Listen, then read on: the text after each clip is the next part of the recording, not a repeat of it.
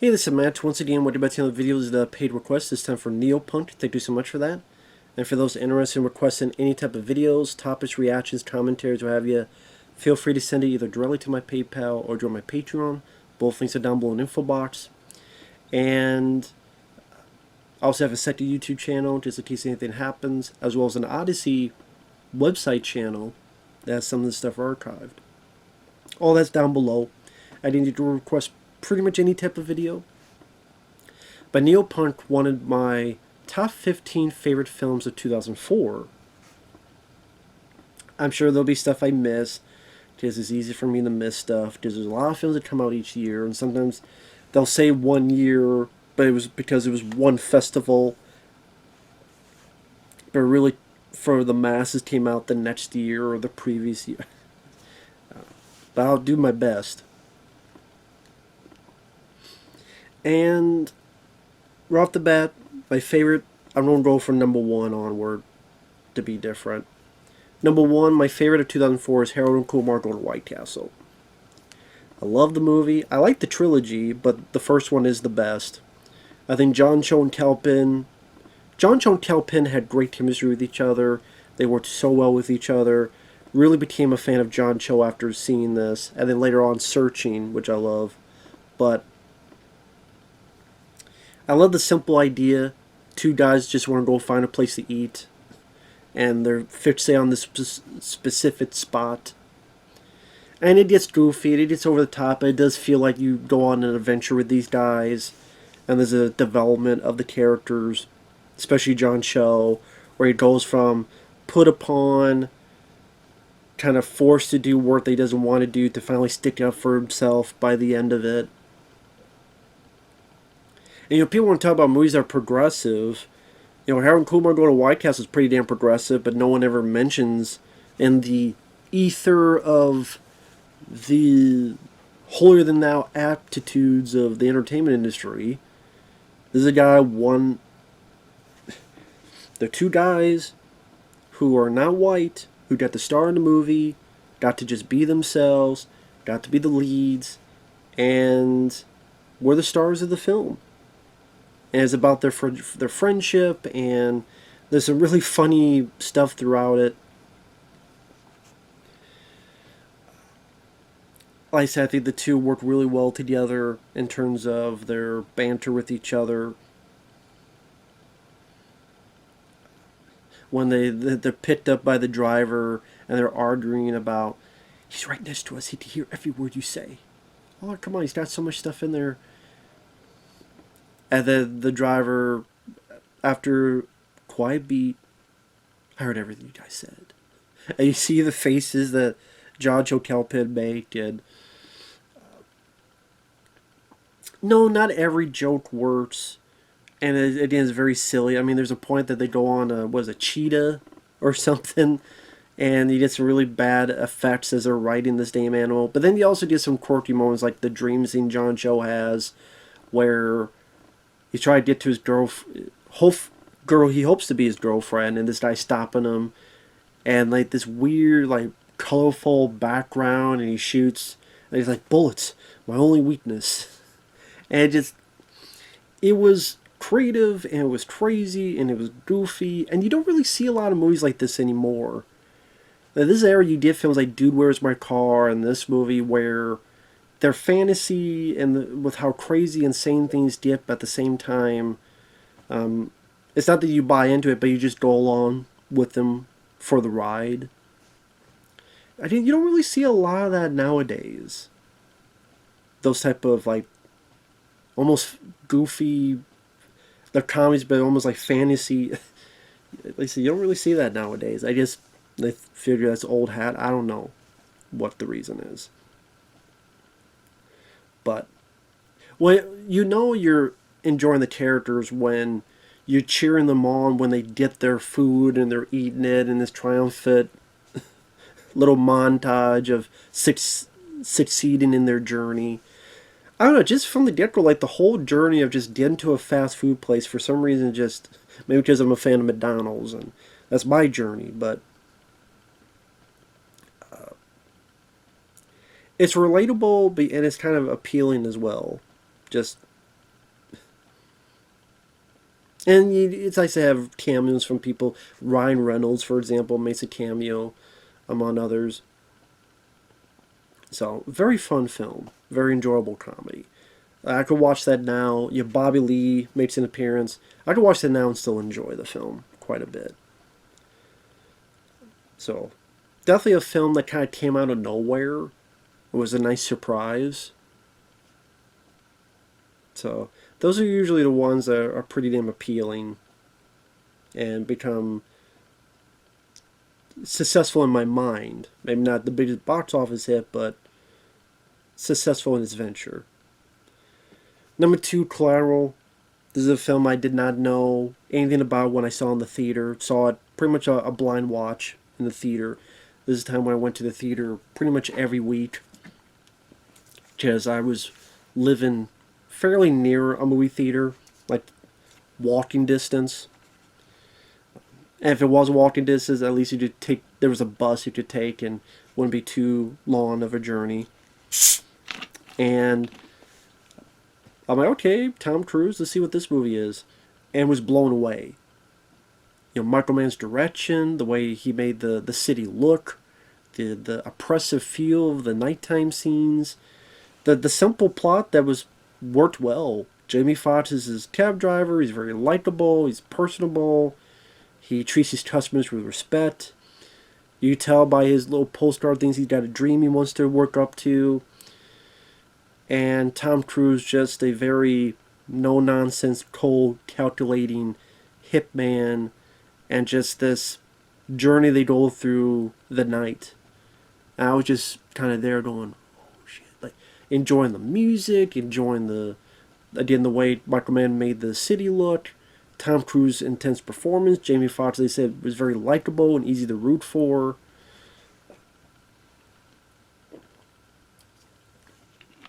I still would have been interested to see what Adam Sandler would have done in the part, because originally I guess Jamie Foxx's character was supposed to be played by Adam Sandler, but Adam Sandler said no.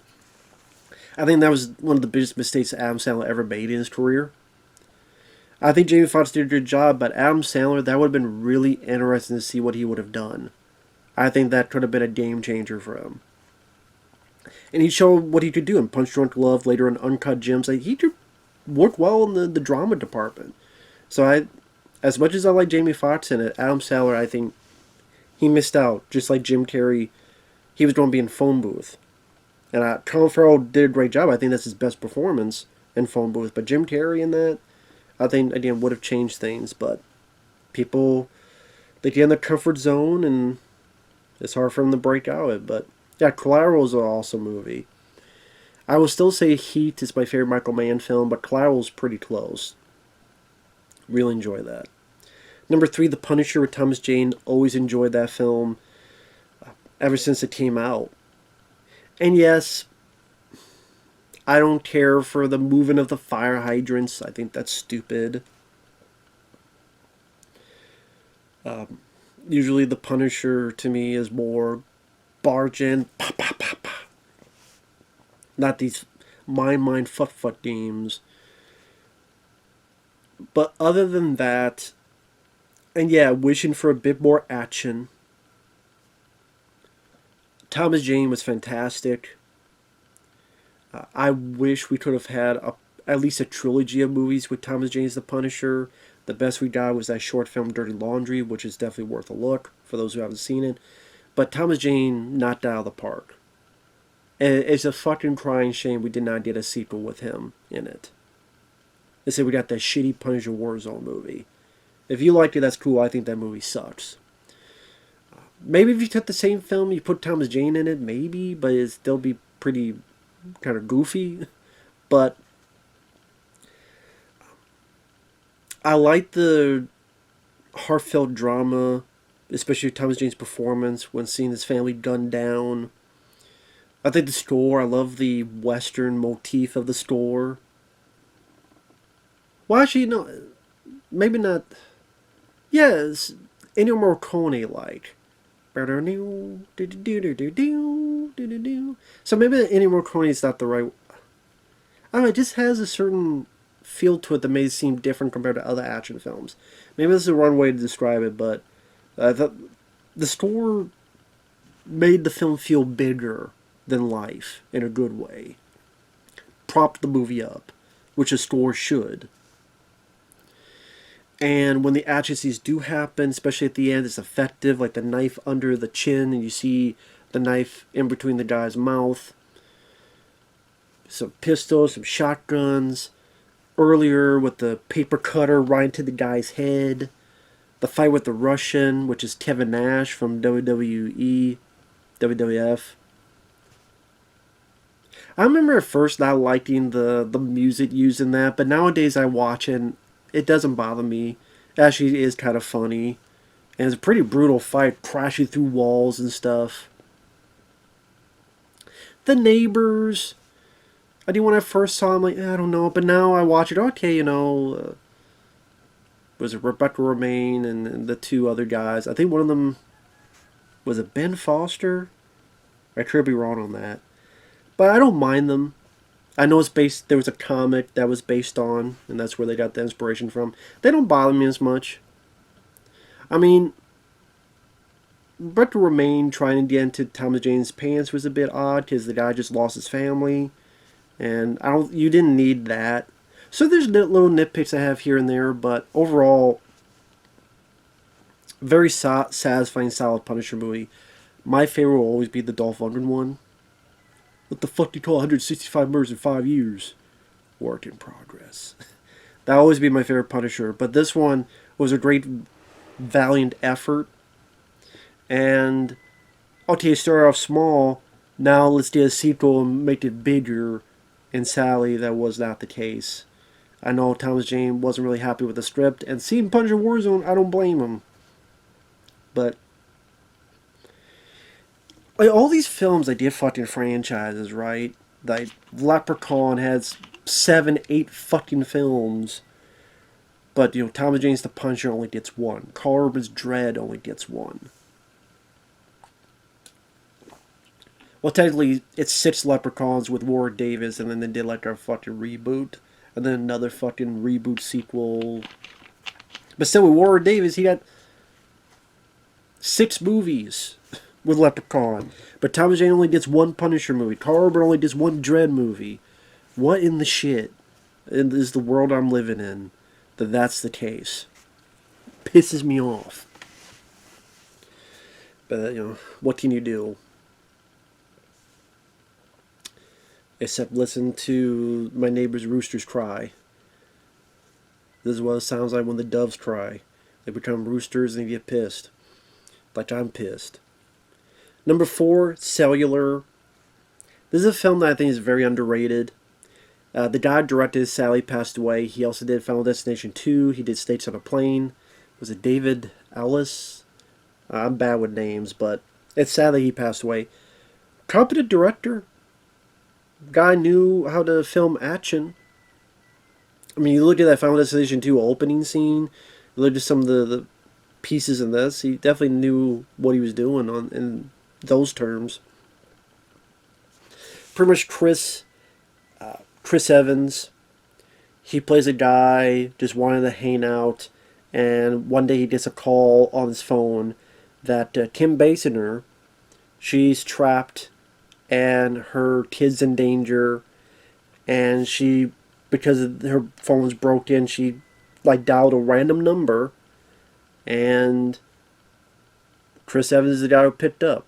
He was the lucky or unlucky guy to get the call, and it's this race where she can't hang up because she doesn't know if she'll get this again, or if she does, she doesn't know if she'll get his number again, because she can't dial. It's pretty much, if you see the film, you know what I mean. So pretty much she has to keep on the phone and keep the battery going and not drive. He can't hang up, otherwise he'll lose touch and contact with her, and she might die, or her son's in danger. It makes you want to watch the film now. I remember Larry Cohen had a hand in writing the film. Did a really good job with it. Maybe some stuff was rewritten, but the initial idea, you get a random call, and you can't hang up, otherwise this person might get killed, or her son's in danger. Jason Statham plays your villain. William H. Macy plays a cop who listens to what's going on. and very underrated thriller. I love the idea behind the film. It goes at a very fast pace, very stylistically directed, love cellular, easily worth a look for anyone who likes thrillers. And I thought Chris Evans did a good job as the lead. And of course, later on, to be in the Captain America movies. However you feel about the guy personally, I think he did a good job acting wise. Number 5, I put Suspect Zero. This is a film that I don't even think has a Blu-ray, which is a shame. But I think Paramount released it, so I'm not that surprised. It stars Aaron Eckhart, who will later be Two-Face in The Dark Knight, and he was in Battle Los Angeles. He teams up with Carrie-Anne Moss from The Matrix, and they're going after this killer named Suspect Zero, who apparently is responsible for all of these killings, but is also they're dealing with Ben Kingsley, who says he was part of this government experiment of remote viewing, that you sit there and because it's the training and stuff, almost psychic ability, he's able to draw what he sees. There could be a clue to a location of where this killing might be. And you find out that Ben Kingsley is hunting killers. Because the very first scene is Ben Kingsley is killing the guy, murdering him, but then you find out that the guy he murdered had a bunch of dead children in his backyard. So Ben Kingsley is killing killers. And then it comes to talk, well, is Ben Kingsley Suspect Zero? He's doing the right thing, but did he go off the pasture and get some innocents killed? Or is Ben Kingsley going after the actual Suspect Zero? I thought it has a really nice stylistic direction as well. And the cast worked very well. One of those films that no one ever talks about, but it's a better X-Files movie than the fucking actual X-Files, I want to believe. If that was Mulder and Scully, that would work well. But I like Suspect Zero. It's a very solid movie. Underrated that no one ever talks about. Check out the trailer. It's too bad. Number 6, Shaun of the Dead. Very fun film.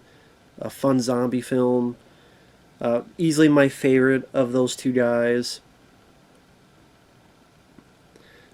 Simon Pegg and Nick Frost.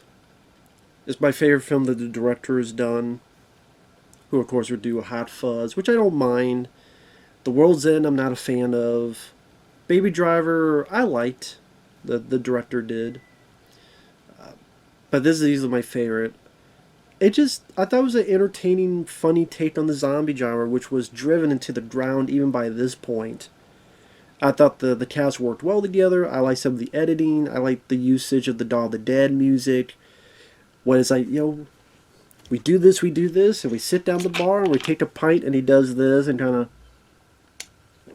camera focuses in. I like that type of creative energy inflicted into it.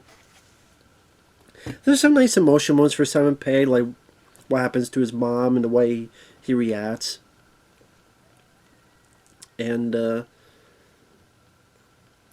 some nice pieces of direction. Like earlier you see him going to the store and coming out. But then when the shit hits the fan, the camera follows him. You just see how he just doesn't notice all this horrible stuff happening. And like you as the viewer, turn around. But to give that audience participation. Like Shaun of the Dead, I still really enjoy. And then number 7 is Napoleon Dynamite. That's a film that's very split. You either like it or you don't. A lot of people hate the film. I really enjoy it. I thought it was it was different and it was unique. I thought John Heder, Sally, that was kind of a make and break. Meaning, that brought him, as my neighbor's rooster is going to say, brought him to the dance, so to speak. But then, anytime he did another film, it's like, that's Napoleon Dynamite. And you just keep reminding yourself of that. And to be honest, anything John Heder did after was never as good as Napoleon Dynamite. And they tried. They put him in Blades of Glory, Will Ferrell. They put him in Schools. What Was it School of Scoundrels? I think he did a film with Billy Bob Thornton, I believe. Might have been that, School for Scoundrels. Which seemed like the same movie as Mr. Woodcock, which also had Billy Bob Thornton, so it's hard to tell the difference. There was the Benchwarmers with Rob Schneider, and I think David Spade was in it. Listen, John Heder, he just, I always liked him. It's just, I guess afterwards, like, they didn't know how to use him or what to do with him. But, like, Napoleon Dynamite I still have a lot of fun with. You know, the moments where they're kind of standing still, him and his brother, and then he goes, slaps him and leaves. That still gets one of the biggest laughs out of me at any film. The timing of that. I still think some people really annoyed and hate that character, but to me, there's just something funny in a weird, endearing way about him. My gosh, I enjoy more the performance. Maybe it's not the character, it's just enjoying the performance he's giving out. And I like the way that director did the film. He also did Nacho Libre, which I actually think is one of Jack Black's better films.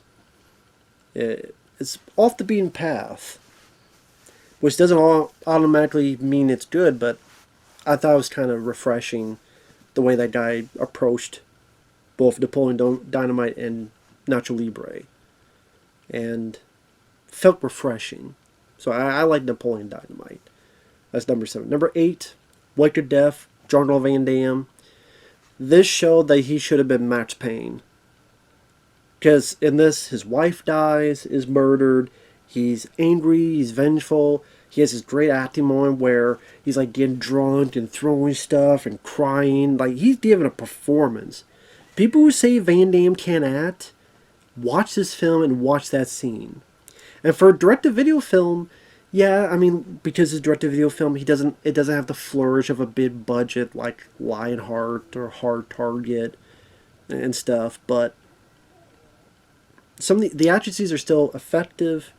You get some nice shootouts, and I believe you have some you get some nice revenge, brutal action and violence, and Van Damme, his character is kind of with it's been a while since I've seen it, with some people that are ready and willing to put the hurt on and get some torture and pain on to find information for him onto some of these bad guys.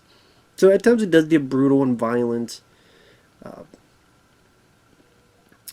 And it was just a badass revenge movie starring Van Damme. You know, if you're a Van Damme fan, but like, oh, it's direct-to-video, this is still worth a watch. Like, White to Death, I'm not selling it much, but I'm kind of being vague as well, because I'm sure a lot of people haven't seen it. And to me, it's easily one of the better direct-to-video Van Damme films. Like, for Van Damme direct-to-video, I would say watch this one, The Order. What else? This one, The Order. The Shepherd Border Patrol is a fun one. More dramatic, In Hell. Let's see. Those come to mind. It's not direct to video, but JCVD is a good one. So he even later in his career, he still made a decent amount of solid ones. 6 Bullets, that's a good one as well. But yeah, White to Death, I'm like, man, why can't Steven Seagal make films like this? And again, it proved that Van Damme cared. It wasn't always successful in films like Derailed. But like, Van Damme's acting wasn't bad as Derailed, just everything else was. But he still cared, and he gave an intense performance. And unlike Steven Seagal, who you could tell he didn't give a shit. It's one of the many reasons why Seagal, a lot of his direct-to-video films failed. But number 9, I put I think it's a direct action with Dolph Lundgren. Pretty much Dolph Lundgren taking names for 90 minutes. In a way, in a way, I would say this is Dolph's version of Forced Vengeance with Chuck Norris. Just, you want to see Dolph kick a lot of ass. The plot's pretty slim. Pretty much he's a cop going up against dirty cops. And he teams up with a partner. And just a lot of kicking ass.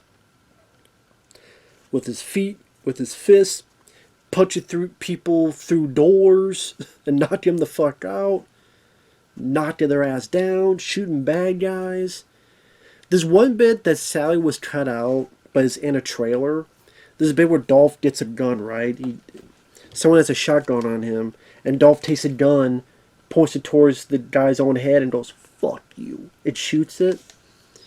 I don't know why that was cut out, but that's such a badass line. It's in a trailer. Sally, there's music under the trailer, so it's hard to put it back into the movie if you edit it, because there's music playing, there's techno music, but I love the movie. Like, fuck you. Why'd you cut that out? But I can't remember which. It's in one of the trailers. I can't remember which one. Because some don't have it, but some trailers do have it. But anyway, like I said, it has its issues. The opening credits pretty much give away the whole movie, because the opening credits has scenes throughout the entire film. You can pretty much cut the opening credits out. You know, the musical score isn't the best. But like I said, I'm a big fan of Dolph, and you want to see him kick a lot of ass. Direct action is the way to go. I think it's directed by Sidney J. Furie, who did Iron Eagle and a few other films. Number 10, I put the Dawn of the Dead remake. Zack Snyder's best film. It's action-packed. The opening, especially with the way it's directed, with you, it really does feel like hell has come to earth and everything's going awry and there's chaos. And when she's pulling out and the camera's following the car through this neighborhood, they really make it look like this neighbor has gone to shit. And you really feel like I said, the chaos of a zombie apocalypse. And that wide shot where it pushes in and you see like one car flip and go into the gas station explode. I remember that being on the Sci-Fi channel, like the first 10 minutes of the movie. And it worked. It made me go, I want to go see that film. And I did see this in the theater. It was pretty satisfying. I love Ving Rhames. He's a badass in it. Thought the rest of the cast did a fairly good job. I think Zack Snyder, James Gunn, I think, helped a lot in the script as well. I think that's one of the things, Zack Snyder probably needs is a James Gunn by his side. I didn't care about the zombie baby stuff. I thought that was really stupid. And it looked really goofy when it occurred. I don't care for the very ending where it's pretty much saying that everybody died. Like, they did all this stuff, and they got on the boat, and they leave, and then throughout the end credits, the song is, everybody died. This is where they died. And then they got to an island, and there's all these zombies there, and then you don't see them die, but I'm like, why even do this? Like, what was the point of doing this? What was the whole point? Like, you're making this kind of, like, fun, gory, action zombie movie where the best friendship is between Ving Rhames and the guy across the street, and they could communicate just by these signs. You didn't have to do that. And then, of course, there was never a sequel, so you assume they died, but you never saw. So I didn't like that either. So that brings it down a few points. But even though there's the slightest of question mark, yes, I know, more than likely they died, but there's the slightest hint of a question mark. Loomis survived the explosion of Halloween 2, and we got Halloween 4. There's always the slightest, it's movies. There's also some bullshit you come up with. But overall, I do prefer the original Dawn of the Dead. It's my favorite zombie film. I do like the remake quite a bit. Number 11, I put The Defender with Dolph Lundgren. I don't think he was meant to direct that at first. I'm trying to remember. That might be another movie. I'm trying. This might be a film that he wasn't meant to direct at first, but he did.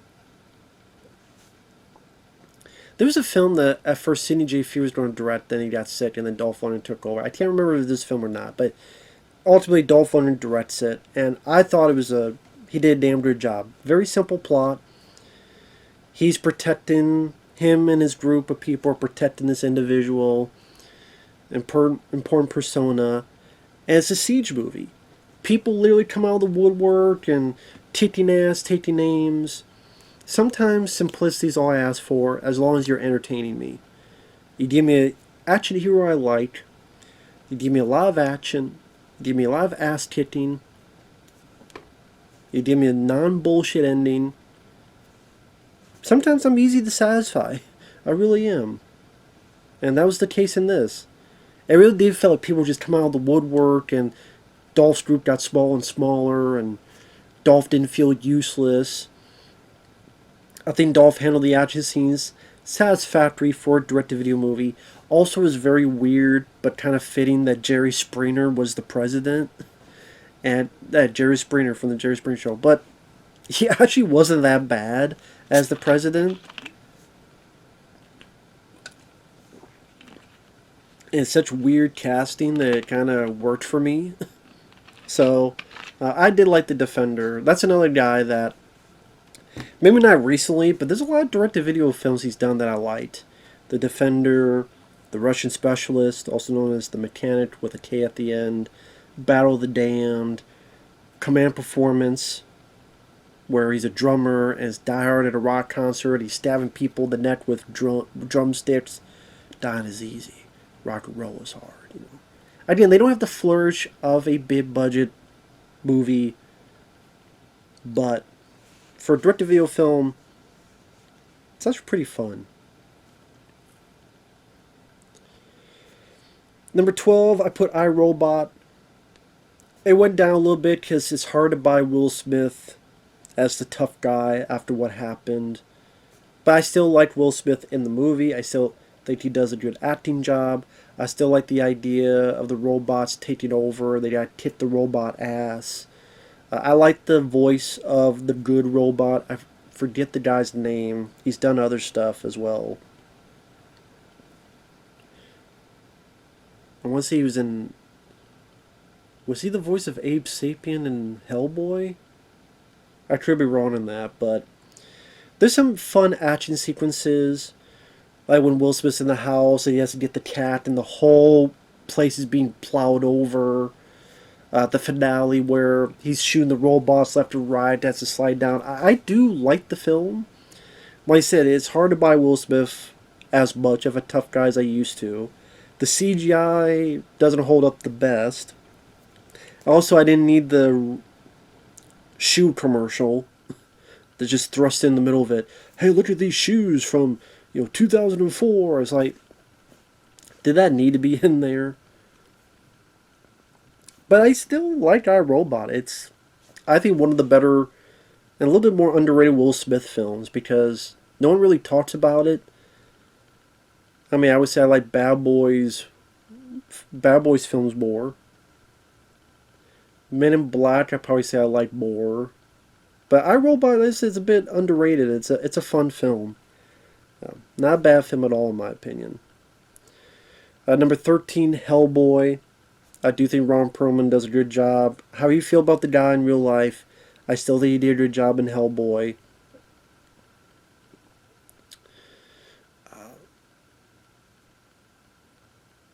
I like Guillermo del Toro's direction. I like the creature effects.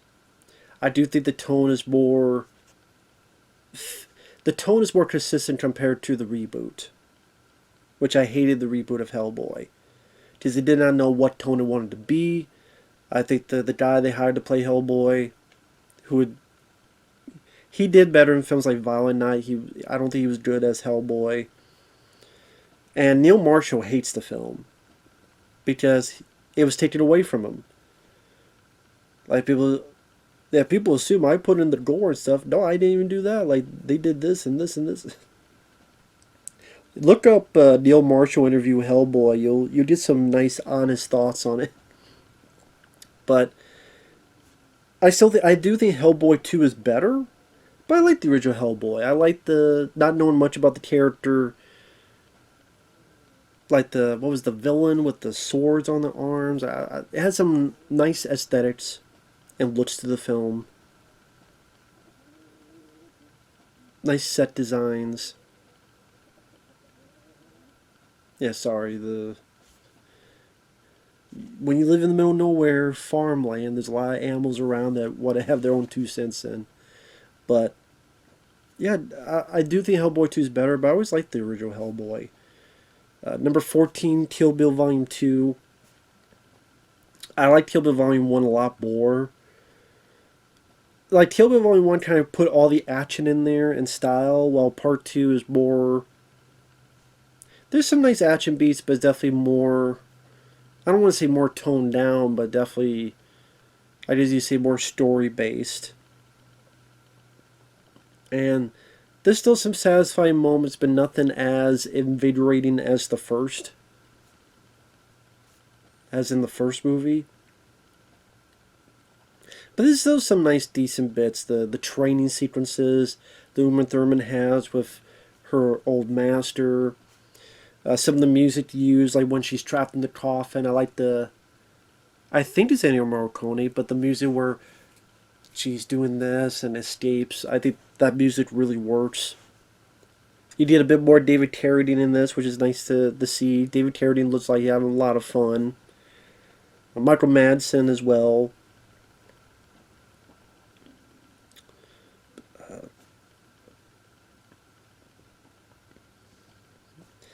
And you don't need a Kill Bill 3. You do not need it. I don't think they will ever make it, and good. Not needed. I know there's the Complete Bloody Affair. I'm surprised that has never gotten a US release. I know you can find it somewhere online, which I need to do that. But the fact that it never got released in the US, unless it did, I don't know about it. But as far as I know in the US, it hasn't been.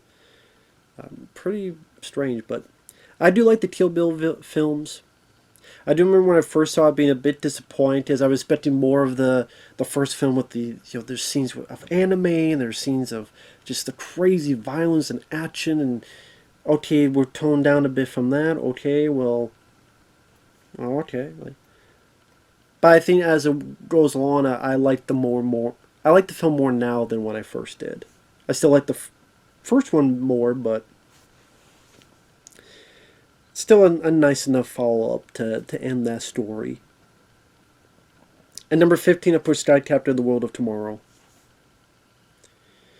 That's a film that I feel bad for the how to put it. The person who made it, like this was like their dream project for the longest time. Like this is their dream project for the longest time for this to get done and made. And he was a fan of those old school serials and the Fleischer Superman cartoons, that stuff.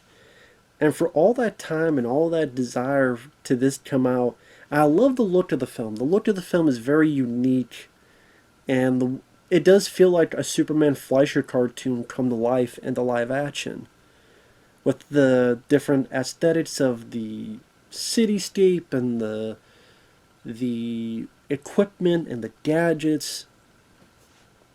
I don't know if they chose the best actors for the job, because he had what's his Jude Law, I believe, and Gwyneth Paltrow, and then Angelina Jolie. Probably not. I mean, they did fine. They would not have been the cast I would have chosen. I mean, I think Bruce Campbell or Treat Williams would have worked better, or if it's more of a star like a Kurt Russell or someone else, Mel Gibson or someone else would have been pretty cool. But I mean, they worked well for what they need. They worked fine, I should say. They worked fine for what they needed to do. Like I say, it was a very cool visual treat just to see something pretty different, refreshing, and definitely try to be that ode to the old school movies and comic books and cartoon serials back to the day. And sadly, the film came out was just a huge utter bomb. But again, as a guy that likes seeing something a bit different, a little bit refreshing, it's too bad. And like I said, it's when you watch some of the special features, you see just how much care this person went into creating this, and then the fact it just went belly up, and no one ever talks about this film, Sky Captain and the World Tomorrow. It's not even like a cult following type. No one. So again, it feels bad. Just feel bad. You know, that guy put all that work into it, and I think he got the chance to direct the film. Nothing else. But that guy will never see this video. But if you do, man, just know some of us appreciate the effort. Sally was not nearly enough people. But yeah, it's too bad. But with that said, that's my list. Thanks for watching. We'll see you guys later. Bye-bye.